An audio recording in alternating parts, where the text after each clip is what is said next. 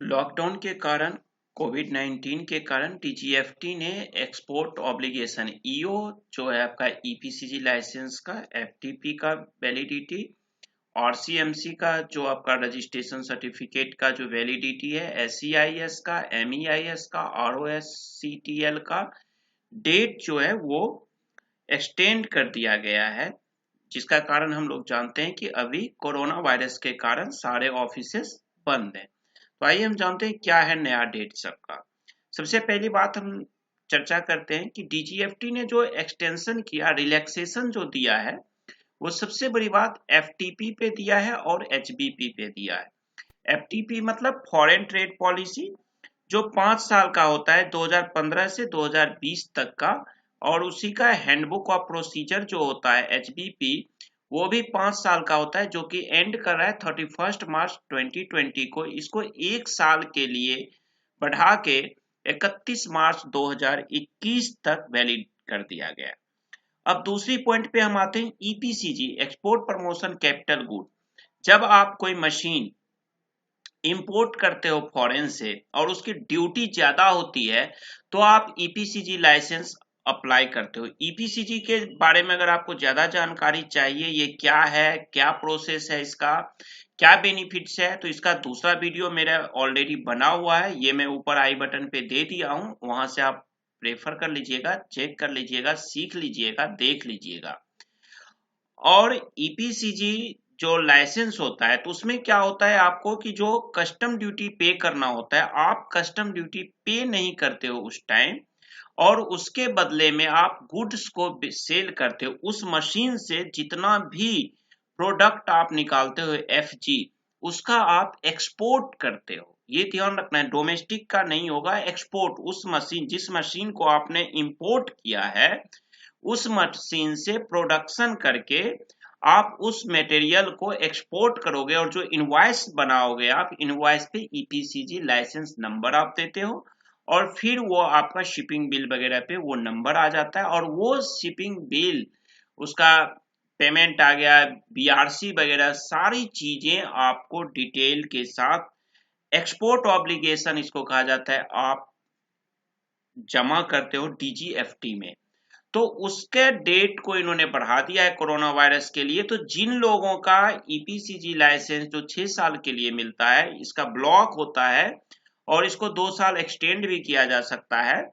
आप जिन लोगों का 1 फरवरी से 31 जुलाई 2020 तक एक्सपायर होने वाला था, अब जब एक्सपायर होता है तो अगर आपका बैंक गारंटी है बैंक में जमा, तो वो बैंक गारंटी जो है बीजी आपका फॉरफिटेड हो जाता है, तो आपका पैसा डूब जाता है।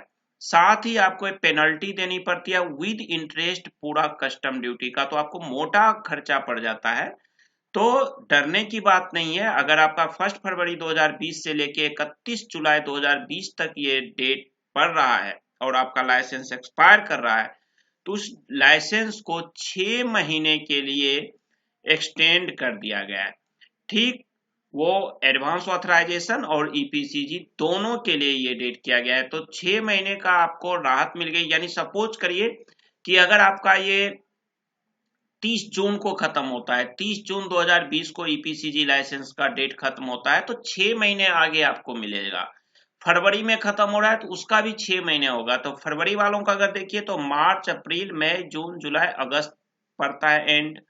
अगर आप किसी का जून में पड़ रहा है, जून में 30 जून को डेट खत्म हो रहा है, तो जून के बाद आपको 6 महीना जुलाई, अगस्त, सितंबर, अक्टूबर, नवंबर, दिसंबर 2020 में पड़ता है।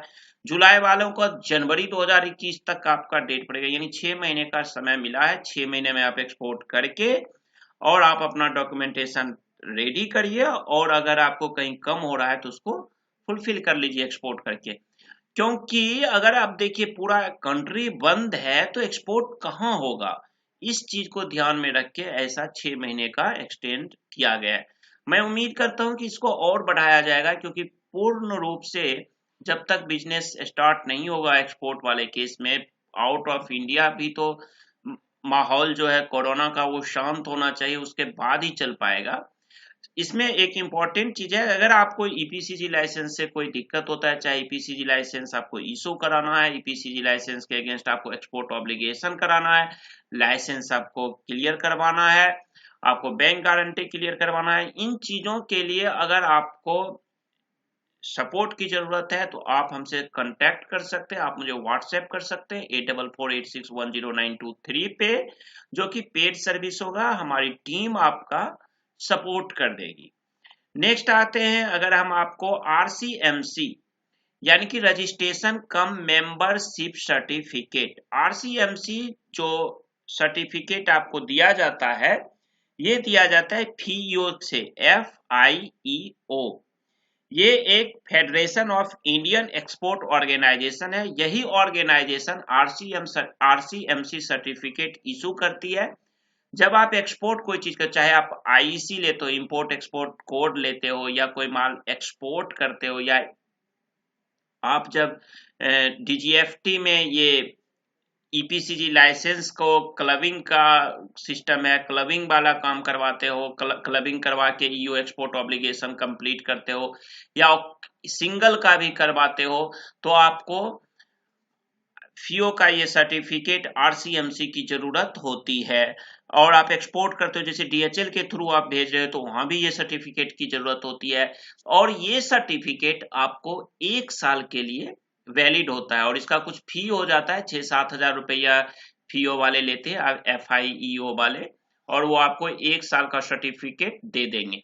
तो अगर जिनका मार्च में खत्म हो रहा है, 31 मार्च को, उसके डेट को बढ़ा के 30 सितंबर 2020 कर दिया गया है। अब नेक्स्ट हम आते हैं SEIS, service exports from India scheme, यानी कि हम जो सर्विस एक्सपोर्ट करते हैं, ईपीसीजी तो है गुड्स का इंपोर्ट करना मशीन का, और उस मशीन से जो प्रोडक्शन होता है उसको एक्सपोर्ट करना। अब सर्विस पे आते हैं, इसका जो SEIS का जो एनुअल क्लेम फाइल करना होता है, उसको था 31 मार्च 2020, जिसको अब बढ़ा के 31 दिसंबर 2020 कर दिया गया। ठीक वहीं पे MEIS और लेट एक्सपोर्ट ऑर्डर LEO के डेट को भी बढ़ा करके अब आपको 31 मई 2020 जो था आपका 1 फरवरी 2020 और 31 मई 2020 तक का जो डेट पड़ रहा था, उसको 3 महीने एक्सटेंड कर दिया beyond the expiry date of the initial 1 year period. तो यहाँ पे 3 महीने की राहत दी गई। Rebate of state and central taxes and levies ROSCTL पे, इसका the last date for filing ROSCTL claims for export shipments between 7 March to 31st December 19 of 30 June 2020 has extended to 31 December 2020। तो इसके डेट को भी आपको 31 December 2020 कर दिया गया। उसके बाद status holder, the validity period of all status certificates issued under FTP 15-20 2015-20 का 2015 से 2020 का जो पीरियड का जितने भी सर्टिफिकेट FTP के द्वारा इशू किया गया है टू एन IC होल्डर, उन लोगों को जो import export certificate IC code, import export code का होल्डर हैं, जिनके पास है, has been extended up to 31 March 21, यानी 1 साल के लिए उन सब का वैलिडिटी बढ़ा दिया गया है। ठीक HBBP में भी उसी तरह से किया गया है। तो दोस्तों ये बहुत इंपॉर्टेंट था, खास करके EPCG लाइसेंस वालों के लिए, क्योंकि अगर इनका डेट एक्सपायर्ड हो जाता है और ये EO सबमिट नहीं कर पाते हैं एक्सपोर्ट ऑब्लिगेशन सर्टिफिकेट यानी पेपर्स बिल वगैरह सारा, और ये रिडेम्पशन लाइसेंस का नहीं करवा पाते टाइम पे, तो इन्हें मोटी पेनल्टी लग जाती। तो उनके लिए बहुत ही खुशखबरी और राहत भरी है, और मुझे उम्मीद है कि इसका डेट और बढ़ेगा, जैसा कि मैं आपको कहा हूं। तो दोस्तों अगर ये आपको सेल्फ कर रहे हैं तो कोई बात नहीं है, और अगर इसमें आपको काम चाहिए, देखिए काम थोड़ा सा ज्यादा हार्ड वर्क मांगता है, हार्ड लेबर मांगता है, टाइम टेकिंग ये वर्क है।